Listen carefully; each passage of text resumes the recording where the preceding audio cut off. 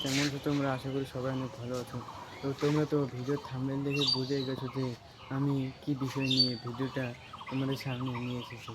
তো আমি একটা ছোট্ট হোম ব্লগ নিয়ে এসেছি তোমাদের সামনে। তো দেখো, এইটা হচ্ছে আমাদের বাড়ি। আমরা দুইটা ফ্যামিলি, আমার আমরা থাকি আর আমার কাকু থাকে।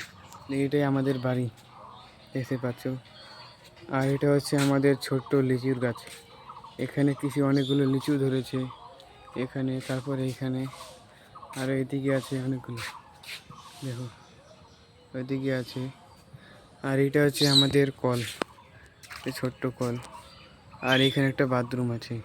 তার পেছনে আমার একটি 3 বছরের পুরনো সাইকেল আছে, যেটা এখন খারাপ হয়ে গেছে বলে তাই আর চালাই না।